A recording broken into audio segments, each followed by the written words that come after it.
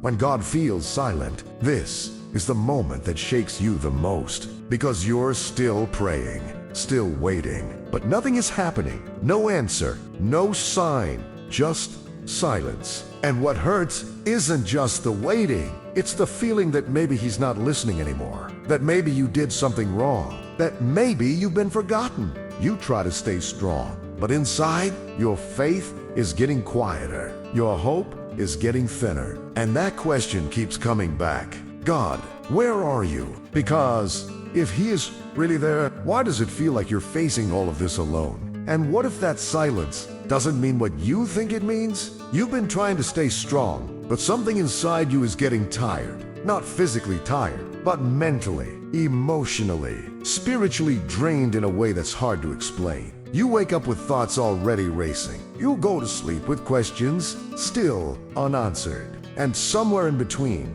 you keep trying to hold on to faith. Even when it feels like it's slipping through your fingers, you've prayed, not just once, but many times. You've asked God to guide you, to answer you, to show you something, anything that would bring clarity. You've tried to trust. You've tried to be patient. But the silence, it's loud. It echoes in your mind when nothing changes. It lingers when days pass and nothing feels different. And slowly, without even realizing it, your thoughts begin to shift. Did God hear me? Am I doing something wrong? Why does it feel like he's not there? These questions don't always come loudly. Sometimes they whisper. Sometimes they hide behind your daily routine. But they're there. And the longer the silence lasts, the more those questions start to feel like conclusions. Because if God is real, if he is present, then why does it feel like you're walking through this alone? And that's where the tension begins to grow inside you. Because part of you still believes. Part of you still wants to trust. You've seen God work before. You've heard truth. You know what faith is supposed to look like. But what do you do when your current experience doesn't match what you believe? This is the battle no one really sees. On the outside, you may still be functioning. You go through your responsibilities, you talk to people, you keep moving forward. But inside, there's a quiet conflict. Faith tells you to trust God. Fear tells you something is wrong. Faith says God is near. Fear sees you've been forgotten. And the hardest part is that fear doesn't always sound irrational. It sounds logical. It builds its argument on what you can see, or rather, what you can't see. No answers, no clear direction, no visible change. So your mind tries to fill in the gaps. Maybe God is silent because he's disappointed. Maybe this delay means you missed something. Maybe you're being ignored. And just like that, what started as silence begins to feel like distance. But here's something subtle that often goes unnoticed. The moment you start measuring God's presence by what you feel, you place your faith on something unstable. Because your feelings change. Your thoughts shift depending on your circumstances, your energy, your environment. One day, you feel hopeful. The next day, you'll feel uncertain. And if your understanding of God is tied to those fluctuations, then your sense of his presence will constantly rise and fall with your emotions. That's exhausting. And deep down, you feel it. You feel the weight of trying to feel close to God instead of actually knowing he is. You feel the pressure of trying to interpret silence, as if you need to decode what God is doing before you can trust him. But what if the silence isn't what you think it is? What if the problem isn't that God is absent, but that something deeper is happening that you don't yet understand? Because the truth is, silence creates space, and that space can either be filled with fear or it can be filled with truth. Right now, your mind is trying to make sense of what it doesn't understand. That's natural, but the direction it takes will determine how you walk through this season. Will you let fear define what God's silence means? Or will you begin to question the assumption that silence equals absence? Because those are not the same thing. And if they're not the same thing, then everything you've been feeling might need to be re-examined. But that raises a deeper question, one that changes everything if you truly face it. What if God hasn't stopped working, even though you can't see anything changing? What if his silence is not rejection, but something else entirely? That's where we need to go next. There is a quiet assumption that begins to form when God feels silent. And if you're not careful, it becomes the foundation of how you interpret everything. If you can't feel God, then He must not be there. It sounds reasonable at first. After all, presence is something you usually experience. You feel it in relationships. You notice it in conversations. So when it comes to your faith, it seems natural to expect the same pattern. But this is where something subtle and deeply important begins to shift in the wrong direction. Because when you start measuring God's presence by your emotional awareness, you are building your faith on something that was never meant to hold that weight. Your feelings are real, but they are not reliable indicators of truth. And that tension you feel right now, the confusion, the uncertainty, the quiet fear that maybe God has stepped back, that tension is not necessarily coming from God's absence. It may be coming from the gap between what you feel and what is actually true. That gap can feel overwhelming. You can know that God is with you and still feel completely alone at the same time. You can believe that He hears your prayers and still wonder why nothing seems to be happening. You can hold on to faith and still wrestle with thoughts that try to pull you in the opposite direction. So what do you do with that? Because ignoring your feelings doesn't work. Pretending everything is fine doesn't bring peace. And chasing emotional reassurance often leads to more frustration. Because the moment those feelings fade, you're right back where you started. This is where a deeper understanding begins to form. God's presence has never been dependent on your ability to perceive it. From the very beginning, the foundation of faith was never built on constant emotional confirmation. It was built on trust in who God is, His character, His nature, His consistency. And that doesn't change, even when your internal world feels unstable. But here's the challenge. When you are in a season of silence, your mind naturally searches for evidence. It wants something to hold on to, something visible, something clear. And when it doesn't find it, it starts creating explanations. Maybe God is distant. Maybe I've done something wrong. Maybe I'm not hearing Him because I'm not close enough. These thoughts don't always feel like lies. They feel like possibilities. And the more you entertain them, the more they begin to shape how you see everything. This is how silence slowly turns into doubt. Not because God has changed, but because your interpretation of the silence has. But what if that interpretation is incomplete? What if God's silence is not a withdrawal, but a different kind of presence? Because there's something important that often gets overlooked. God does not operate on the same patterns you expect. His work is not always immediate. His responses are not always visible. And His timing is not driven by your urgency. Even when your need feels overwhelming, that doesn't mean He is inactive. It means He is not limited to what you can see. There are moments when God speaks clearly, when direction feels obvious, when peace is immediate. But there are also moments, many of them, when He is quiet. Not because He has left, but because something deeper is unfolding. And here's where the shift begins. Instead of asking, why can't I feel God right now? What if you asked, what is still true about God, even in this silence? Because truth does not disappear when your feelings change. God is still consistent. God is still aware. God is still present. Even if your mind struggles to hold on to that. This doesn't remove the difficulty of the silence. It doesn't suddenly make everything clear, but it begins to anchor you in something stronger than your emotions. And that changes how you walk through this. Because if God's presence is not defined by your feelings, then His silence cannot automatically mean His absence. And if His silence is not absence, then what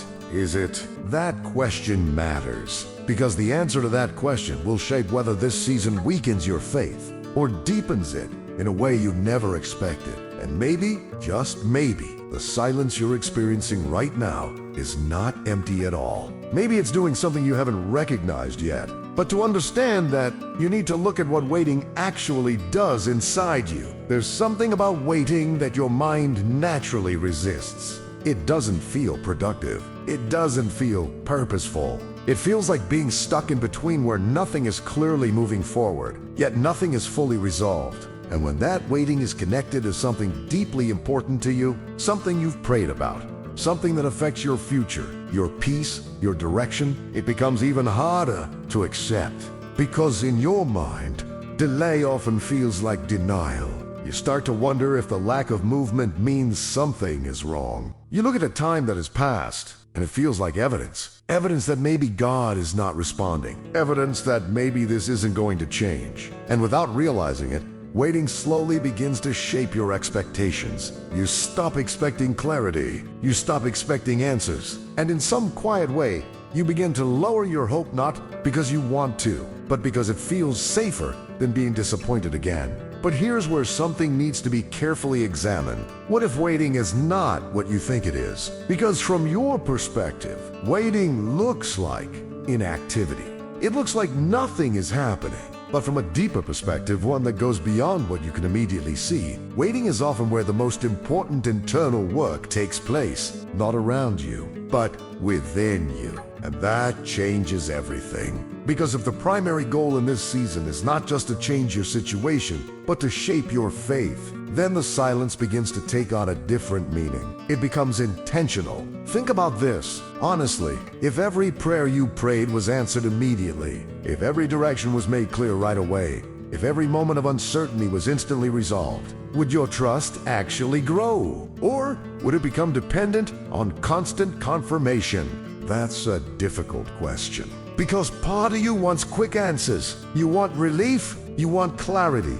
You want to feel secure again. And those desires are not wrong. But if your faith only feels strong when everything is clear, then what happens when clarity is removed? This is where waiting begins to reveal something deeper. It exposes what your faith is actually resting on. Is it resting on outcomes or on God? Is it anchored in results or in trust? Because those are not the same thing. And waiting has a way of bringing that difference to the surface. You may not like it. You may not have chosen it. But in this space, this uncomfortable, uncertain space, something is being refined. Your need for control is being challenged. Your expectations are being stretched. Your understanding of faith is being deepened. And none of that feels easy. In fact, it often feels like tension, like being pulled in two directions at once. One part of you wants to trust. The other part wants to escape the discomfort. One part of you believes God is working. The other part questions why it doesn't look like it. That internal conflict is not a sign that you're failing. It's a sign that something is being formed. Because real trust is not built when everything makes sense. It's built when you choose to hold on to truth, even when your circumstances don't provide immediate evidence. And that kind of trust doesn't develop instantly. It develops over time, in moments like this. But here's where it becomes even more personal. Waiting is not just about time passing. It's about what happens to your thoughts during that time. Because while you're waiting, your mind is not neutral. It's active. It's interpreting. It's creating narratives to explain what's happening or what's not happening. And those narratives will either strengthen your faith or slowly weaken it. If your thoughts are constantly telling you that delay means rejection, then waiting will feel heavy, discouraging, and hopeless. But if you begin to consider that waiting might be preparation, that something is being aligned, something is being built, something is being strengthened, then, even though the situation hasn't changed, your perspective starts to shift. And that shift matters because perspective shapes and it determines whether you give up internally or keep moving forward with quiet trust. But let's be honest, this is where it gets difficult again. Because even if you understand that waiting has purpose, it doesn't remove the emotional weight of it. You still feel the uncertainty. You still face the same unanswered questions. You'll still wake up some days wondering if anything is going to change. So the question becomes deeper now. How do you stay steady in a season where nothing feels certain? How do you keep trusting when there's no visible progress? How do you continue praying when it feels like your words are disappearing into silence? Because if waiting is part of the process, then learning how to stand firm within it becomes essential. And that leads to something many people misunderstand without realizing it. Maybe the issue is not just the waiting itself. Maybe it's how you've been approaching God during the waiting. There's a subtle shift that often happens in your prayer life when you go through a season like this. At first, your prayers are full of expectation. You ask, you hope, you believe something will happen. But as time passes and nothing seems to change, that expectation slowly turns into pressure. You start praying not just from faith, but from urgency. You repeat the same requests, hoping that maybe this time something will be different. You listen closely for any sign, any feeling, any indication that God is responding. And when nothing comes, prayer begins to feel less like connection and more like effort. Almost like you're trying to reach someone who isn't answering. And without realizing it, prayer can start to feel transactional. If I say the right words, maybe God will respond. If I have enough faith, maybe things will change. If I keep asking, maybe eventually I'll be heard. But underneath all of that, there's a deeper question for me. Why does it feel like nothing is happening when I pray? That question matters because it reveals something about how you've been approaching this relationship. Not in a way that condemns you, but in a way that invites a shift. Because prayer was never meant to be a system where you exchange words for results. It was never designed to function like a formula, and when you treat it that way, silence becomes frustrating because it feels like the process isn't working. But what if prayer is not about getting immediate answers? What if it's about something deeper? Something that is still happening, even when you don't see external results. Because here's something that often goes unnoticed. Prayer is not only about changing your situation, it's also about shaping your heart. And that shaping doesn't always feel dramatic. Sometimes it's quiet. Sometimes it's slow. Sometimes it happens beneath the surface in ways you don't immediately recognize. While you're praying, something is happening internally. Your dependence is being redirected. Your perspective is being adjusted. Your understanding of control is being challenged. And this is where the tension returns again. Because part of you still wants visible change. You want clarity. You want direction. You want something concrete to hold on to. And those desires are real. They matter. But if your entire definition of answered prayer is based on external outcomes, then you may miss what is happening internally. And that internal work is often where transformation begins. Think about it this way. If every prayer instantly changed your circumstances, but your heart remained the same, still anxious, still dependent on control, still shaken by uncertainty, would that actually lead to peace? Or would you just become dependent on constant intervention? That's not easy to sit with because it challenges the way you naturally want things to work. But this is where prayer becomes something more than a request. It becomes surrender. Not surrender as in giving up hope, but surrender as in releasing the need to control the outcome. And that kind of surrender is not passive. It's deeply active. It requires trust. It requires humility. It requires you to continue showing up in prayer, even when you don't feel immediate feedback. And that's where many people struggle the most, because continuing to pray in silence feels uncomfortable. It feels uncertain. It feels like you're stepping forward without knowing if anything is listening. But what if that's exactly where your faith is being strengthened? Not in the moments when everything is clear, but in the moments when you choose to keep connecting with God, even without visible reassurance, because that kind of connection is no longer based on results. It's based on relationship. And relationships are not sustained by constant responses. They are sustained by trust, consistency, and presence even when communication feels quiet. But here's something important to recognize. Silence in prayer does not mean nothing is happening. It may mean that what is happening is not external yet. It may mean that God is working in a way that doesn't immediately produce visible change, but is preparing something deeper, something more stable, something that will last beyond this moment. And that brings you to another layer of this journey. Because if prayer is not just about what changes around you, but also about what changes within you, then the real question becomes, what is happening inside your mind during this silence? Because while God may be shaping your heart, your thoughts are still shaping your experience. And if those thoughts are filled with fear, doubt, and misinterpretation, then even in the presence of truth, you will continue to feel disconnected. So now the focus shifts again. Not just to what God is doing, but to what you are thinking. Because the battle you're facing is not only spiritual, it's also happening in your mind. And if that battle is not addressed, the silence will continue to feel heavier than it actually is. So what exactly is happening inside your thoughts right now? And more importantly, can those thoughts be trusted? What's happening inside your mind right now is more powerful than you may realize. not just because of the thoughts themselves, but because of how quietly they shape your perception of everything. You may not even notice when it starts. It doesn't begin with a loud declaration of doubt. It begins with a question, then another, and then a pattern. And overthinking, that pattern starts to feel like truth. You begin interpreting your situation through the lens of those thoughts. The silence you're experiencing no longer feels neutral, it starts to feel personal. It feels like something is wrong.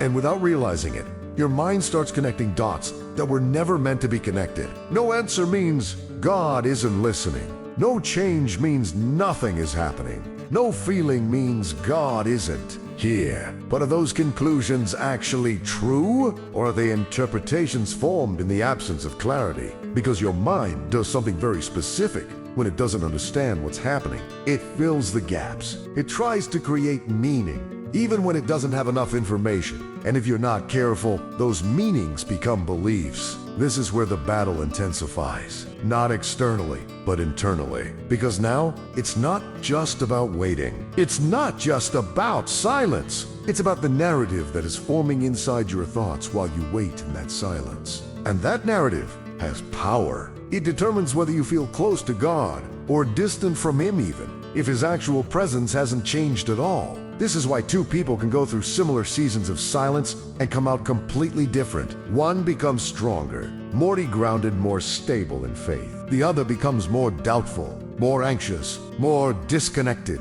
The difference is not in what God is doing. The difference is in what they are believing. So now the question becomes deeply personal again. What have you been believing about this silence? Because if your thoughts are telling you that God has stepped away, then every moment of quiet will feel heavier. Every unanswered prayer will feel like confirmation. Every delay will feel like rejection. And overthinking, that belief begins to shape your emotional state. You feel more anxious, more uncertain, more mentally exhausted, not necessarily because of what is happening, but because of how your mind is interpreting it. But here's something that needs to interrupt that pattern. Not every thought that enters your mind is aligned with truth. And just because a thought feels convincing doesn't mean it's correct. This is where many people get stuck. They assume that because a thought feels real, it must be true. But your mind is influenced by many things: your past experiences, your fears, your expectations, your current emotional state.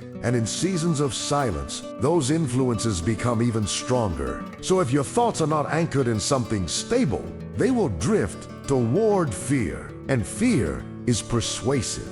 It speaks with urgency. It presents worst-case scenarios as possibilities. It convinces you to prepare for disappointment before it even happens. And in doing so, it slowly pulls your focus away from what is actually true. This is why anchoring your mind matters. Not in a vague or abstract way, but in a very intentional, deliberate way. Because if your thoughts are shaping your experience, then what you choose to hold on to mentally will determine how you walk through this season. So what is stable enough to anchor your mind? Your feelings are not. Your circumstances are not. Even your understanding of the situation may not be complete. But there is something that does not shift with your emotions. Truth. Not the truth your mind creates in moments of uncertainty, but the truth that already exists, independent of how you feel. The truth about who God is, the truth about His character, the truth about His consistency. And this is where Scripture becomes more than just words. It becomes an anchor, because when your thoughts begin to spiral, when your mind starts creating explanations that lead you into fear, you need something outside of your current mental state to bring you back to what is real, not what feels real. What is real? But here's the challenge again. Holding on to truth when your feelings contradict, it is not easy. It requires intention. It requires you to pause and question your own thoughts. It requires you to ask, is this what I'm thinking actually aligned with what I know to be true about God? And sometimes the answer will be no. Sometimes your thoughts will be completely shaped by fear, not by truth. And recognizing that is a turning point.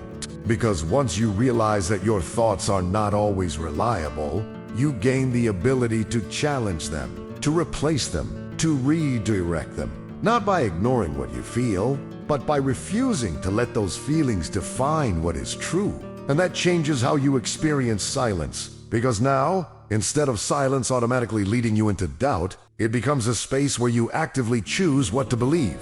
Not based on what you feel in the moment, but based on what you know to be true, beyond the moment. And that leads you into the most important shift of all. Because once your mind is anchored in truth, you stop chasing new answers, and you start remembering what has already been said. There comes a moment in this journey where something begins to shift, not around you, but within you. It doesn't happen loudly. It's not a sudden breakthrough or an emotional high. It's quieter than that. Almost like a realization that gently interrupts the pattern your mind has been following. Up until now, your focus has been on one main question. Why is God not speaking? It's the question that keeps circling in your thoughts, the question that fuels your frustration, the question that makes the silence feel heavier than it actually is. But what if that question, as natural as it feels, is not the one that leads you forward? Because as long as your focus stays on what is not happening, you will continue to feel stuck in what you don't understand. And that's where the shift begins, not by forcing an answer, but by asking a different question. What has God already said? That question changes everything. Because instead of looking for something new, something immediate, something that confirms your situation right now, you begin to return to what is already established, what is already known, what is already true. And that creates stability. Because God's truth is not something that appears and disappears depending on your current season. It doesn't become less real just because you don't feel it. It doesn't lose its power because your circumstances are unclear. It remains steady, unchanging. But here's the part that often goes unnoticed. When you are constantly searching for new signs, new confirmations, new emotional reassurance, you can slowly lose sight of what has already been given. And that creates a cycle. You feel uncertain, so you look for a sign. You don't see one, so you feel more uncertain. So you look harder, wait longer, question deeper. And all the while, the truth you already have is being overlooked. Not intentionally, but gradually. This is why the shift matters so much. Because when you stop chasing what hasn't been revealed yet and start holding on to what already has, your foundation becomes stronger. Not because everything is suddenly clear, but because you are no longer depending on clarity to stay steady. You are depending on truth, and truth does not fluctuate. Think about it, honestly. You already know certain things about God. You know that He is not distant by nature. You know that He is not inconsistent. You know that He does not abandon. These are not ideas you have to discover for the first time. They are truths that have already been revealed through Scripture, through what you've learned, through moments in your life where you've seen His faithfulness before. So why does it feel like those truths disappear in seasons of silence? Because your attention shifts. Your focus moves from what you know to what you don't understand. And the more you focus on what you don't understand, the more unstable everything feels. But when you return to what you already know, something begins to settle inside you. Not because all your questions are answered, but because you are no longer building your faith on unanswered questions. You are building it on established truth. And that is where clarity begins to grow. Not all at once. Not in a way that removes every doubt instantly, but gradually, quietly, steadily, you begin to notice that the silence doesn't feel as threatening as it did before. It's still there. The questions may still come. The waiting may still continue. But something inside you is different. You're no longer reacting to every thought. You're no longer interpreting every moment of silence as something negative, because now you have something stronger to hold on to. And that changes how you move forward. You stop asking, why isn't God speaking right now? And you start standing on what He has already spoken. And that shift, simple as it may seem, is actually the turning point. Because once you anchor yourself in what is already true, you are no longer dependent on constant reassurance. You are able to remain steady even when things are unclear. And that steadiness, that quiet, grounded trust is what carries you through seasons like this. But there's still one final piece to understand. Because knowing the truth is one thing. Living from it especially in silences, something deeper. And that's where everything comes together. Now, something has changed. Not necessarily around you. Your situation may still look the same. The answers you've been waiting for may not have arrived yet. The direction you've been asking for may still feel unclear. But internally, something is different. The weight you were carrying before, it's not gone. But it no longer controls you the same way. Because now you understand something you didn't fully see before. God's silence was never his absence. It just felt that way when your thoughts, your expectations, and your emotions were trying to interpret something they couldn't fully understand. But now, you're no longer depending on that interpretation. You're standing on something deeper. And that changes everything. You begin to realize that faith was never meant to be sustained by constant emotional confirmation. It was never meant to rise and fall based on how clearly you could feel God in any given moment. Faith, at its core, is trust in what remains true even when your experience feels uncertain. And now, that truth feels more stable. Not because your feelings have completely aligned, but because you're no longer allowing your feelings to define what is real. You still have moments where questions come. You still have days where the silence feels noticeable. But it doesn't shake you the same way anymore. Because now, when those thoughts rise, maybe God is distant, maybe nothing is happening, maybe I've been forgotten. You don't automatically accept them. You pause. You recognize them for what they are. Thoughts shaped by uncertainty, not truth. And instead of following them, you return to what you know. God is still present. God is still working. God is still consistent, even here, even now. And that quiet return, that decision to anchor yourself again and again in truth, is what creates peace. Not loud, overwhelming peace, but steady peace. The kind that doesn't depend on immediate answers. The kind that allows you to keep moving forward, even when you don't have everything figured out. Because now, your trust is no longer tied to what you can see. It's rooted in who God is. And that trust, it changes how you experience everything. Waiting no longer feels like being stuck. It feels like being held in a process you don't fully see yet. Silence no longer feels like rejection. It feels like space where something deeper is being formed. Prayer no longer feels like an attempt to get a response. It feels like connection, even when it's quiet. And your thoughts, they no longer control the narrative, because now you are aware of them. You examine them. You choose which ones to hold on to. And that awareness gives you something you didn't have before: clarity. Not clarity about every outcome, but clarity about where you stand. You are not abandoned. You are not forgotten. You are not walking through this alone, even if it feels quiet, even if it feels slow, even if it doesn't look the way you expected. And maybe that's the final piece you needed to understand. God's work is not always visible, but it is always intentional. And your role in this season is not to figure everything out. It's to remain, to keep trusting, to keep showing up in faith, even when the emotional reassurance isn't there. Because that kind of faith is real. It's not fragile. It's not dependent on perfect conditions. It's grounded. And as you continue walking forward like this, something begins to settle deeply within you. A quiet confidence. Not that everything will happen on your timeline, but that God's timing is not careless, not rushed, not random, intentional. And that means even this silence has purpose. So you'll keep going, not with forced certainty, but with steady trust. And if this message helped you see your situation differently, take a moment to acknowledge that shift. You can share what resonated with you, or simply allow it to stay with you as you move forward. And if you want to continue growing in this kind of clarity and faith, you can stay connected for more reflections like this. Because sometimes the most important thing you can do is remember what is still true even when everything feels quiet.